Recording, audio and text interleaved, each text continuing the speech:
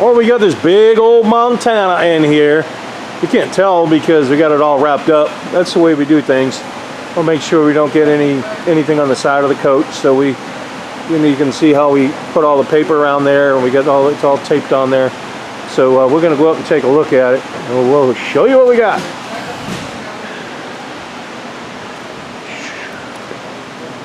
Go up these stairs. Okay, so we got, this was they call it a vent. It's not a vent.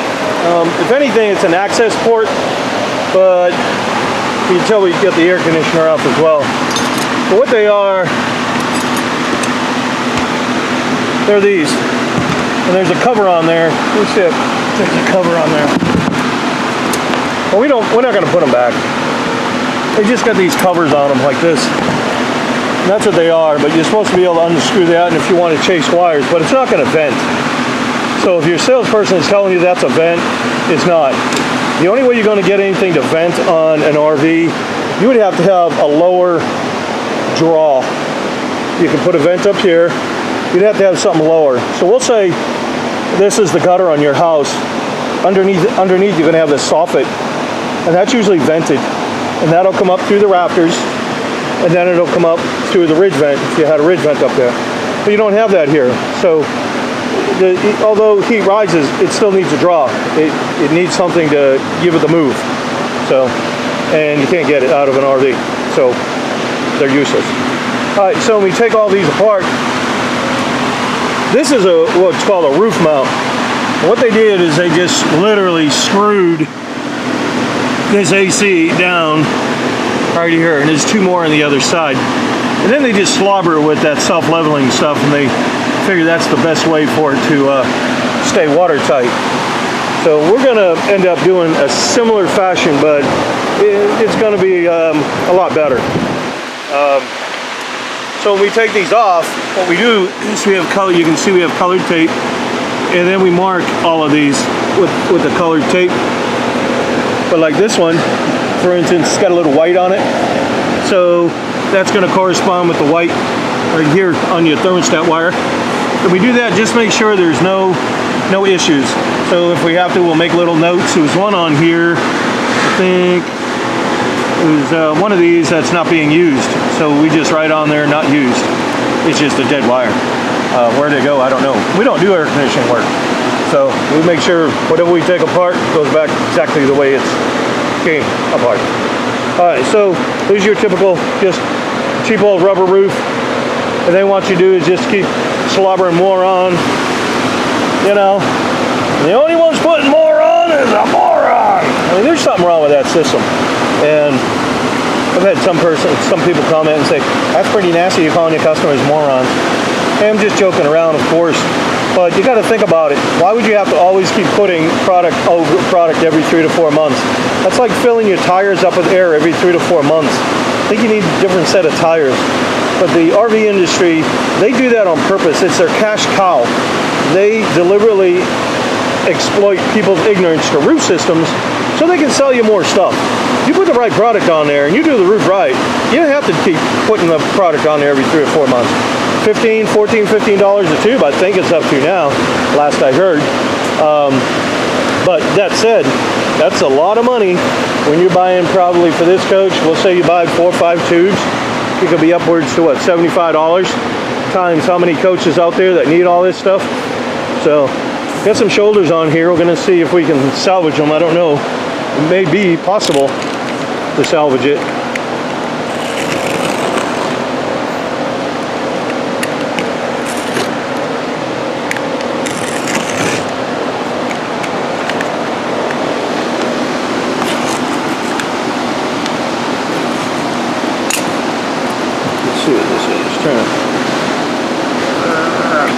There we go. All right.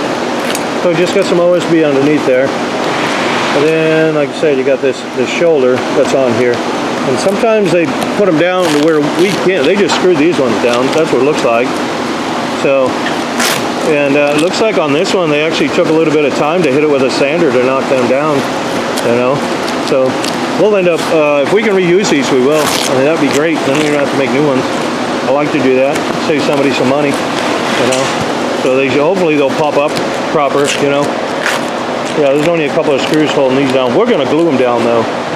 So then we've got like this one over here. We already obviously got the vent out, but that one's not too bad. But this one has some rot in it. So it's got some rot going on. We're gonna rip all this up anyways. And then the other thing that this roof has right here, you can see that silver right there. That is what they call a vapor barrier. And it's supposed to reflect UV light. It really doesn't do anything. We're probably gonna put it back, but we'll end up cutting it and I'll just drop it back in there. And then, but it's not gonna really be that efficient here. So the problem is with that vapor barrier that I'm showing you right there, it's on top of the trusses, which means you can't glue the decking down. You really want to glue the decking down. That's the best way to do it. It keeps the entire roof, you know, tight. So if you don't glue it down, then these rack and twist quite a bit. A lot of, I mean, that's probably common knowledge, but if it's not, I'm telling you, they do. And what happens is all that energy from the racking and twisting and the movement, it's got to go somewhere, and that energy is going to get transposed into and forced into your fasteners, and you'll have decking issues where it'll come loose. So when the decking issues, when they come loose and other components come loose because all that movement, then you start breaching the caulking. And then when you breach caulking, now you got leaks and you basically get into a dog chasing its tail type thing. So, but you can see right here, this is, it's not, they got these screws so far apart. I really should have put a few more screws in them. So that's about us, and that's another one of those vent things, so we don't need all that. And then this again, there's all this slobbered self-leveling. Okay. I don't like this product. We don't use it. Everything we use here is all commercial. Every bit of it's all commercial. So basically we are going to put on a mini commercial roof.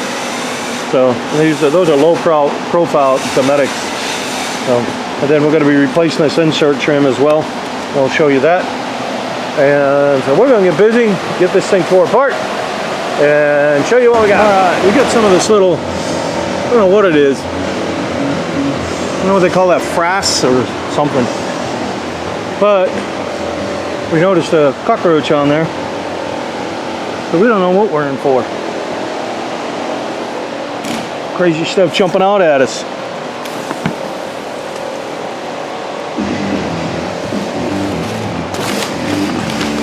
So what we're doing is taking all the insulation out. You can see some fragments right there. That's what it is. So they had some roaches up in here.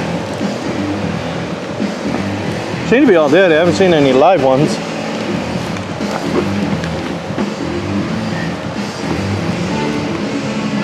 Okay. So what we're doing now, we're taking up the obviously the insulation. I want to check all these. You can see like you can see the tape looks loose. Even over there, it doesn't look so well on that one. So I want to make sure they're all tight before we put this back together. That doesn't make sense. So, you know, make sure this one's tight. Let's see what this is. Hey, that's already breaking apart. So I want to get some more tape on that. We're going to check all that. I don't like the way this is sitting. This should be secured in, so we'll fasten that back down. That's for the air conditioner. Then check out the way they threw these trusses in. So I guess this is the ceiling. Then there's a piece underneath here with underneath this side that I'm banging on. Up underneath here, there's a piece. But look at the way they threw these trusses in. Just like that. Alright, it broke. So they're just pivoting off of there. You can see the splits. You don't want to put that many screws in these things because they do have a tendency to split. So this one didn't split, but as a rule, they would want to split. It's just not a good practice, put it that way. You get lucky, cool, got it right there. So another one here, here. So yeah, we still got a couple more screws, as you can see. We'll clean all that off of there, and then we'll get everything back the way it should be. But they got obviously all the trusses glued in, which is good. this one that don't look like they do.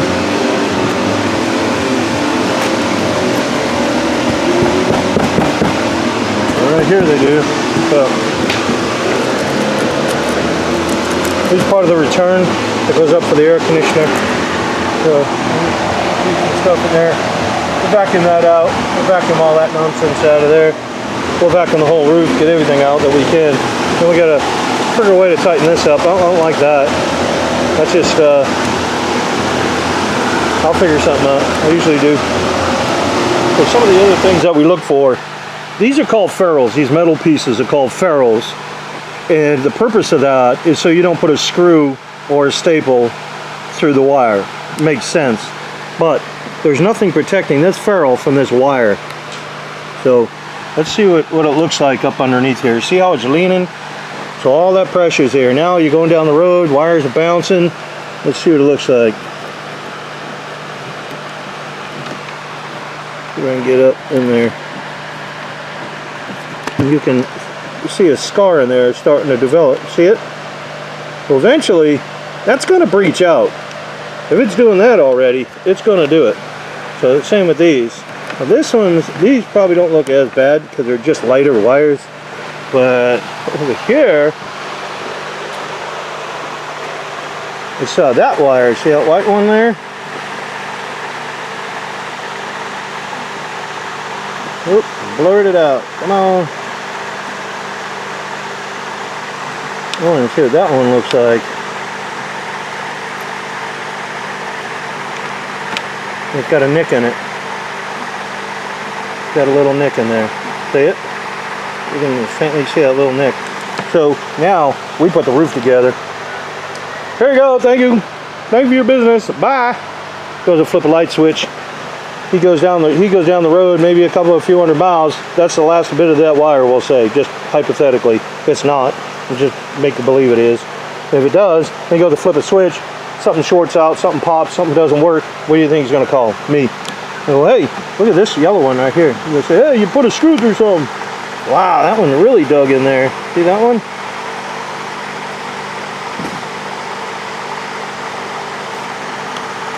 This is stuff, I don't know why people, when they do a job, they just, other shops, they don't take the time to do things right. They just want to get your money. Thank you for your money. See you, bye. Get off my property. That type of thing. Trying to see what these are like. So I like to go around and make sure everything's done. I don't like this. This doesn't do anything. So I'm probably gonna put another piece down the bottom and strengthen that up on here on both of these. I'll do that.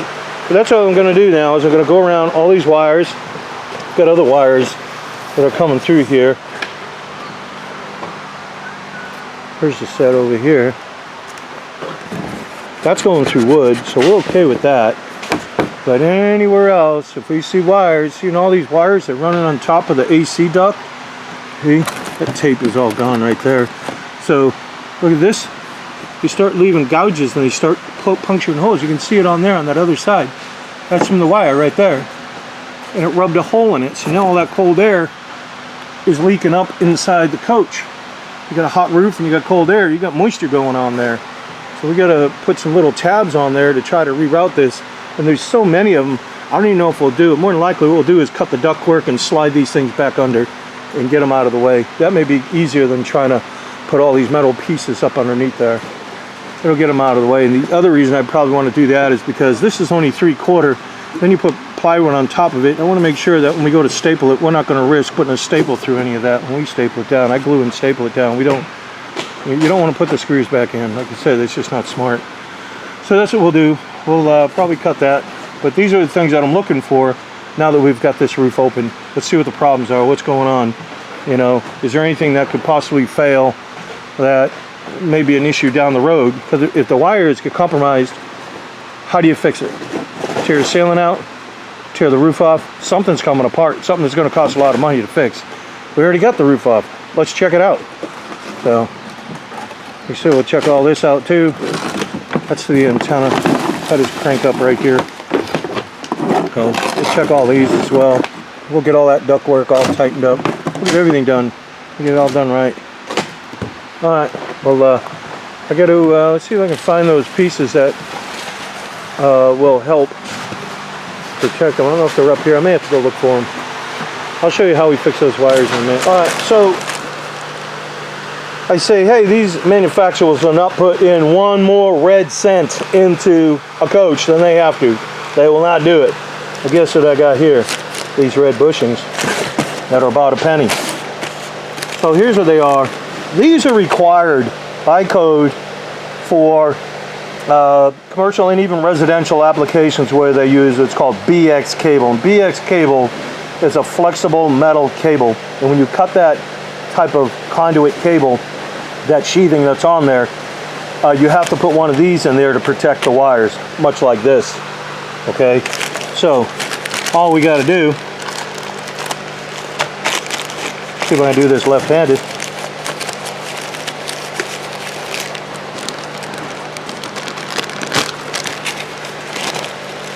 This is all they are. They're just little plastic sleeves, and they go inside just like that. I'm going to bring it around and just set it in there. I can do this.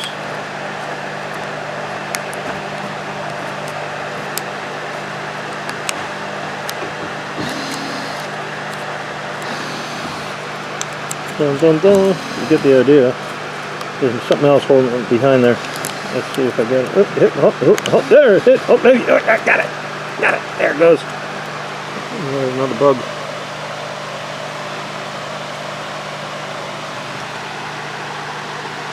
That's good eating right there. Oh, that's some good stuff. Hey. So I'm going to put this one in here, that one in there. I'm going to load them all up. But that's all it is. They're just bushings. You can get them over at Home Depot. That's all they are. Little bushings. So, trying to see what they say on there, but I'll hold the camera there for a minute so you can look. Yep, that's what it says right at the top. This says 20 piece bushings. Number, what did I say, 3mm or something? Need some glasses. Alright, so we got everything squared away. I put a brace up underneath there. They had that other truss over here. It didn't do anything. The spacing was wrong. I had to move this. So we did all that. Ran the wires through here. Put a little knots there so we could clear them. I don't like them near the trusses. So I wanted to keep it down.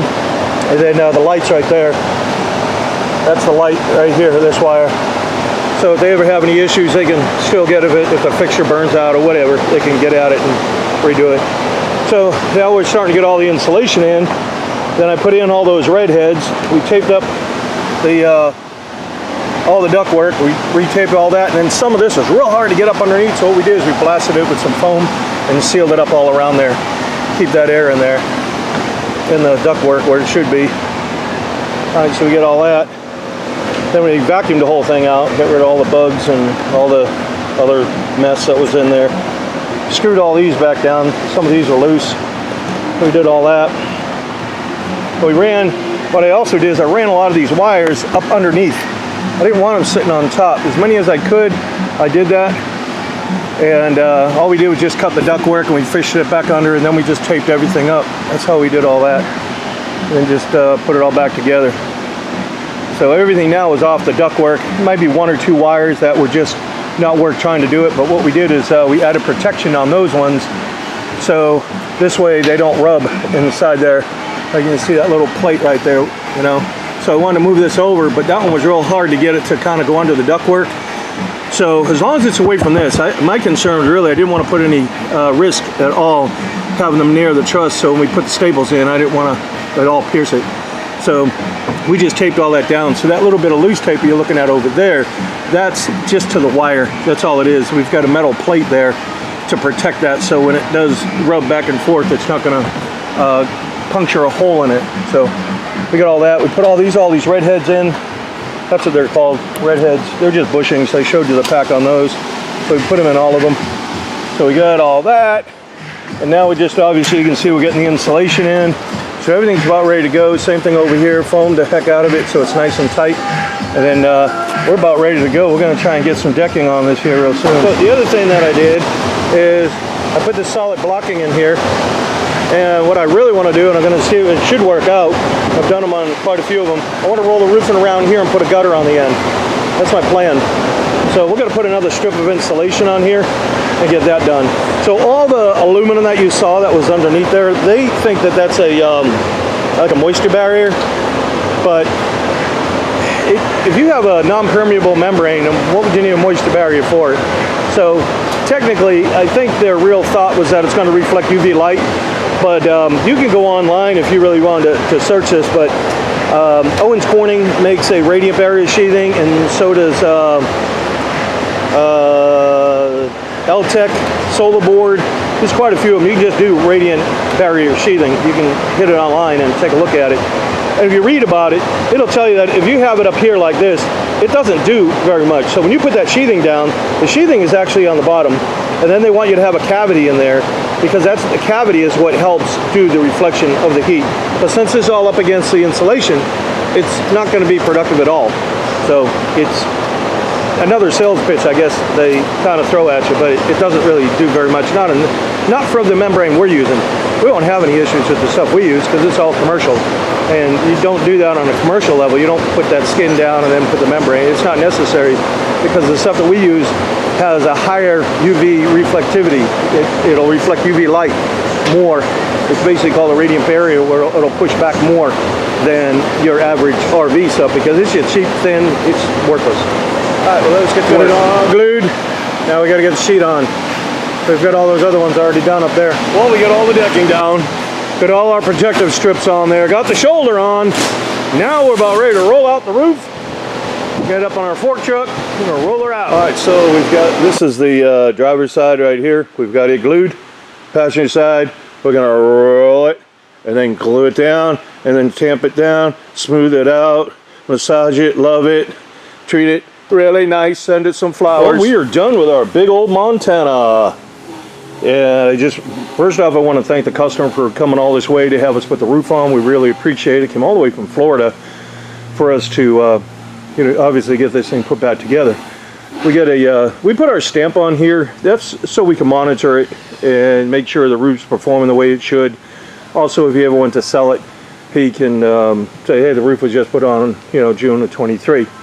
So we've got a commercial grade roof system right here. There's a 60 mil commercial grade roof. Same membrane is going to be the same as you would find on a hospital, a library, a restaurant, same exact product. It's actually a little thicker than your economy. So the way the membrane ratings work, or the thicknesses, they'll start off at 45 on a commercial level, then they go to 60, 90, 120 and so forth. But this one is a 60 mil. That's how thick it is. So we obviously got it all glued down, so you see all the work we did, got all the gutters. Everything has 2 strikes of caulking all around it. We put 2 strikes all around because if you put 1 strike on there, and as you're sitting there pumping the gun, you'll hear it pop or crackle, and what you did is injected an air bubble. These things rack and twist and flex so much that it is a possibility that that air bubble could breach, and if it breaches, then now you got a potential leak. So my thought is, what the chances of having 1 air bubble in on top of another one? Pretty slim. So that's why we do the 2 strikes on there. The other thing we did is the termination bar was actually on the top part of this roof right here. And I really don't like that. If I can prevent that, I would really like to do it. So the water will come down, then it hits here, and then it gets kind of drools off the side, right? And if it doesn't do that, it just I want all the water to come off is my point. So what we did is put a gutter on the back, and I put 2 more spouts right here. Here's one here. There's one over there. So obviously the water get away from the coach. Keep the water off the coach. We also put a lick of caulking along the top. You can kind of see that shininess. It was clear that we used around the top to seal that window just in case. It's just what we do. So we got your air conditioner mounted. This one was what's called a roof mount, and obviously they mount on the roof, but this one actually bolts to the roof where the other one up front doesn't. That one up front, if you go inside, you'll see a filter and some other maybe knobs and so forth, some controls, if you will, on that one. So they actually get bolted, what's called a compression fitting. So the air conditioner will be sitting on top, then you have your trusses, and then this, my thumb, be in the ceiling. There's a plate there, and you run a long bolt up, and it kind of squeezes it down. That's called a compression fitting. This one isn't like that. This one they bolted right to the roof. I think it showed that on the earlier videos. So what I did was I made up some special boots, and those are 3/8 galvanized bolts, and we just heat welded those in there, and then whoever needs to service it can take them off. They're just regular machine bolts. What they do at the factory is they just put lag bolts in there, and those things tend to waller out, and it'll waller out the actual decking. You only can put them in a couple of times. It's just 1/2-inch plywood, so you don't really want to do that. And then they start leaking, of course. So this, you don't have any issues with. It's done. So once we got the air conditioner on, my other concern is up underneath the air conditioner is a foam gasket, and what tends to happen is the water, if it was to run down, would want to trickle back, and I don't want anything to get near that foam gasket. So that's why I put this other piece of counter flash in the front. That's what this is. So this comes down and it hits there and it goes to the bottom and it runs out. Now all my curbs, everything that I designed, I'll show you up on here. So we got the same all welded curb is on there. Same on this one, curb, 2 plumbing right there. So this is a piece of counter flash that I built into them. Okay, so now the water comes up and you're in a heavy storm, water's coming up, boom, it's going to hit here. It's going to prevent it from jumping, and it'll prevent it from basically an erosion effect, and it makes it direct out. So getting back to that air conditioner down there, that piece of counter flash that's on it comes down over this, so it washes out. So it's it's underneath this other one on there. All of them have them. I build them all like that. This one the same way. See, it just keeps the water from trying to jump up. Obviously you're going to get water coming down, but it's not the same as the water that keeps washing across, like you said, the erosion effect. And this is the way you do a commercial roof. You can go on the internet and you could do a search for commercial roof images, and you're going to see the vents, you're going to see the air conditioners, you're going to see all those component skylights like this one here. You'll see them all up elevated off the roof line. Some people call them a box, but they're really called curbs. So you're going to see it that way, and that's the way I designed these. So now keeping in mind that this membrane is a structured membrane, and I'll show you a piece of it, but that being said, it wants to lay 2-dimensionally. So I got a slope going down this way, and then it comes up here like that, all right? And it's also got camber. That's a lot to ask for from a roof system, so there may be some of these little burps right here, and I'm hoping they'll settle down a little bit more when it gets some heat on them. You know, it'll kind of expand a little bit and kind of relax. But you know, it's not uncommon to have 1 and 2 little bubbles. It's not going to affect the performance of the roof at all. It's just you're asking a lot out of the root system to kind of do all this moving around because it has a mesh in it. And like I said, I'll show you that in a second. Now getting back to the skylight, no screws. These are all glued down. We've tried to drill these out, all these holes before. I've even gotten the centering bits to make sure the screws are absolutely in the center. But typically what happens is now you get a real hot day, this thing's sitting in the sun, now you get a thunderstorm. When the thunderstorm hits it, it obviously is colder and it contracts it real quick, and that's how you get these little hair fractures. You get these tiny little fractures that'll run up. And so now then it heats up. So it's always pulling and pushing against, you know, these screws. So I just eliminated it, and I have not had any issues with it since we've been gluing them down. Like I said, we don't screw them down. I wouldn't recommend screwing them down, but you know, this isn't a DIY channel, and the problem is you have to make sure you're using the proper product. So that said, you may want to screw them down, I guess. All right, but this is the solar fan. So now about, we'll say the spring and the fall, you get some dew that's sitting up on top here, right? Some cold moisture. Well, not only is it on here, it's on the inside of this lens. It's on the inside of this lens. If I took this cover off, you'll see the inner lens. That's the one you see when you're in the shower. That's the inner lens, the one on the ceiling. And then you have this one that's on the rooftop. So you got that cavity right there. There's no air in that cavity at all. So what happens is now that dew, that moisture that's sitting on there, that cold moisture, when the sun comes up, it's going to evaporate this off. But what's on the inside of it, it can't evaporate that off. So all it does is make it condensate. So now when that condensation starts trickling down, it will tend to rot out around your skylight. It'll tend to rot things out, and it's called dry rot because it's not really a leak. It's just chronic. It's something that's going to be chronic. You'll get these droplets, roof deck will soak it up. You'll get some more, roof deck will soak it up until the roof deck can't soak any more up. Then at that point, it is rotted.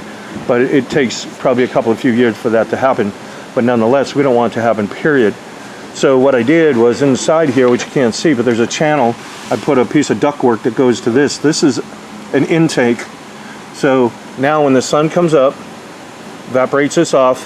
This is a solar fan. This solar fan will kick on and it'll start drawing air from here. It'll go through, go up over the inner lens, or run all the way down, and then it comes down. There's another piece of ductwork here, and it exhausts out. So, I mean, we didn't make these, we didn't build them, so I can't warranty it, but they seem to be working okay. It's always a good idea to check them, and we want to see these come back. I'd like to see them come back 30 days, 60 days at the latest. I really like to do what's called an initial inspection. When you do a commercial roof, that's the way you do things. You go back and you take a look at your project, make sure it's okay, make sure the welds are good, make sure the caulking's good, you make sure everything's good. And these rack, like I said, rack and flex and twist so much. I want to make sure we address every issue with this Montana.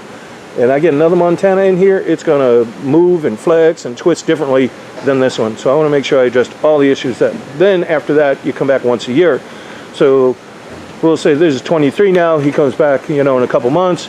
So we'll say maybe August, and then I'll give him a warranty. That'll be good till August of 24. Comes in August of 24. I give him a warranty till August of 26, and I keep renewing it annually like that. If you fall out of warranty, if you don't come back, okay, this is a 20-year roof system.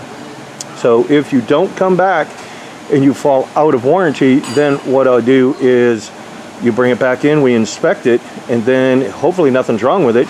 And if there is, you know, obviously we got to fix it and so forth, and the customer may be responsible for some of those, because there's some things we can catch before it becomes a problem.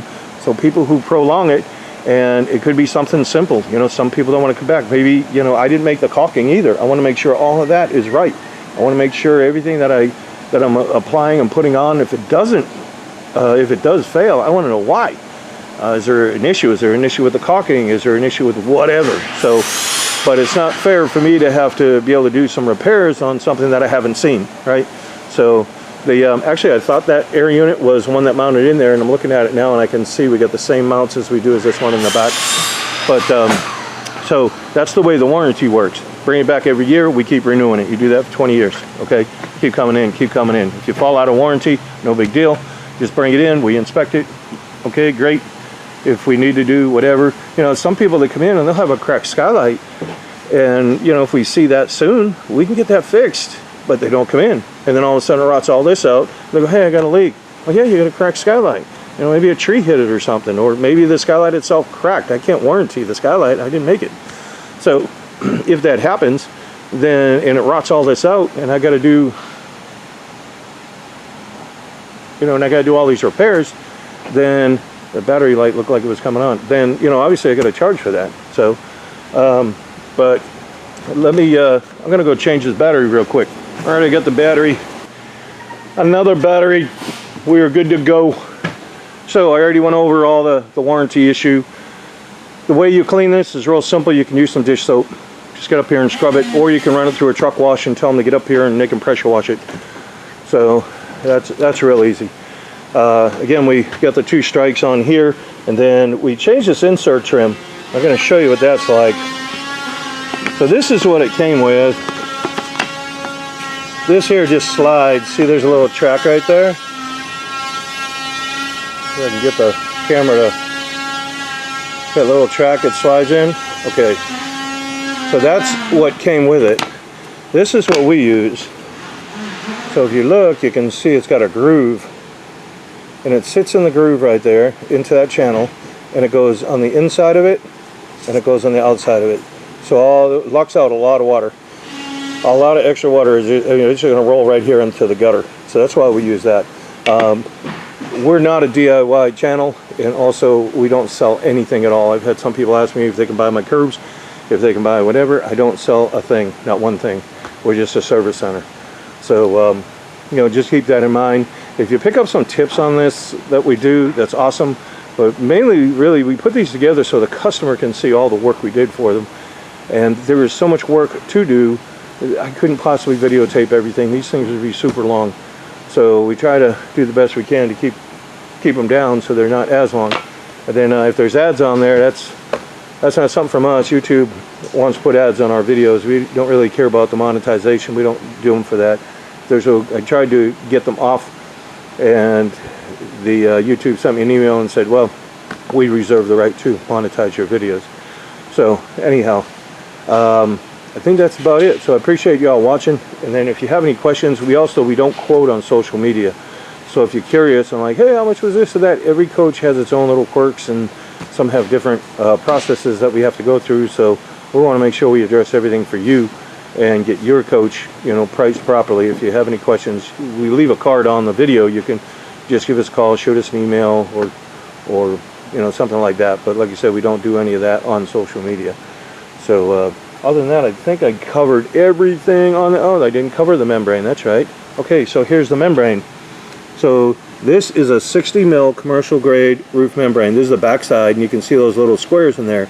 Those little squares, that is the reinforcement. It has this mesh, and if you look right here, you can see that little weave right there. See that little nylon weave? Well, that's built into it, and it helps resist against hail and tree branches and things like that. So, and here's all our information. Again, if you want a sample, just give us a call. We'll send it out. But it's just a commercial grade roof membrane. So obviously, this being the top color, I've got tan, gray, and then this is white. So we, offer those three colors. But that's what this is compared to the other that's on here is real thin. Even if they say, hey, this RV, it came with TPO from the factory, it probably did. It could have. EPDM is pretty common, but even TPO is pretty common on some of these. But it is a low budget product. You cannot weld to it. It'll burn. It'll just burn right up. It can't handle any heat like that. But the actual product in itself technically is TPO, which is a thermoplastic.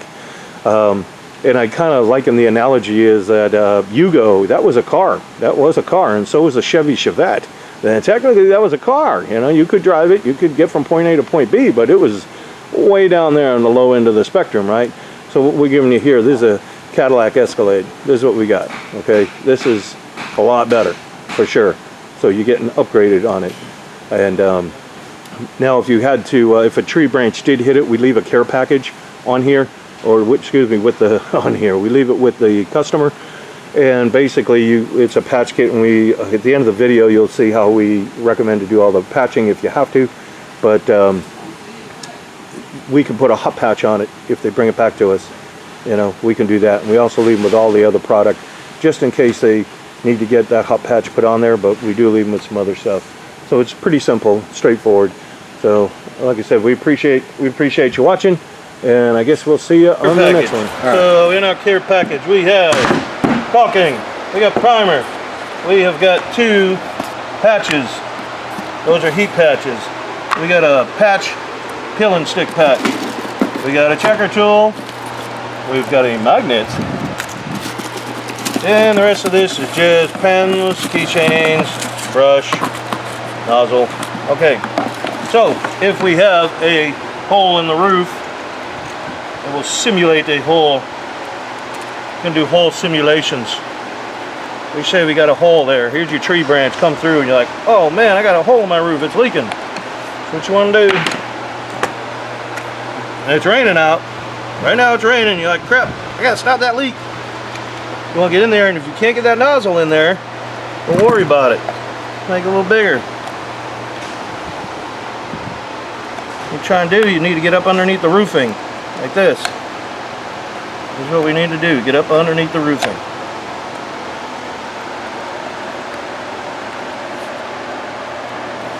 Then you're going to take and you're going to put this up inside there, and you're going to squeeze, squeeze, squeeze, squeeze. Hopefully this thing is plugged up. There it goes.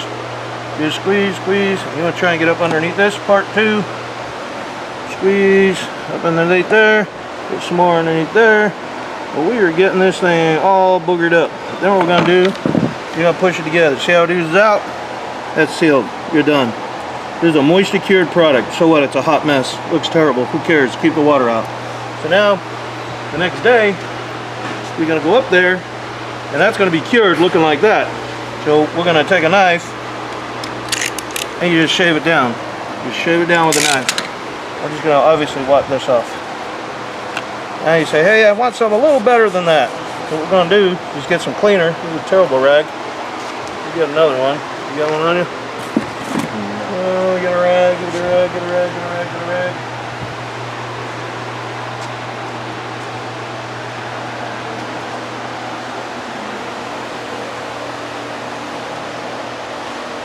Hey, what are you doing? What are you gonna talk about, man? Nope, just leave it alone. Oh, leave it alone right now. We're recording now? Are we on? Yes, sir. Okay. Alright, so now we cleaned it off with a knife. I just washed that up because it's still wet. Take that off. So now we got a patch. This is a peel and stick patch. We're going to take that, we're going to center it over there. Just take a pen and go around like this. I like to kind of put a dash like that so I know who's where, what, and where, and how. So now there's what I got. So in the package we got primer. We also have a brush. You're going to take that, you're going to go all inside the square. You're also going to go outside this square about 3/8 of an inch. Outside about 3/8 of an inch or so. Once you get that, there's a film on the back. You peel the film, now you know which side you are, see, because there's your marks. And you peel that film back. Get the fat fingers in there to get the film off of this thing.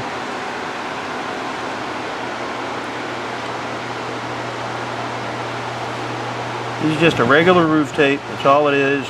We put them in all the care packages. Get that daggone thing off of there. Probably use some fingernails. Probably help. Come on. There it is. Okay. There it is. Now you got the film. You take that film. So now we're going to line it back up with this. We already got the primer under there. You just peel the film back, and as you do, you just rub it down like this. Sometimes that film will get a little stuck in there. This is just a butyl. You just kind of try to keep it as even as you can and flat as you can. Boom, you're done. There it is. So now, out here, this is where your primer is. You put the primer on there. You got primer there, and now you're going to put primer here. You want to prime all this area with your brush. Prime all that. Then you're going to come back. Once you get it all primed, then you're going to put a little bit of caulking on it, just like this.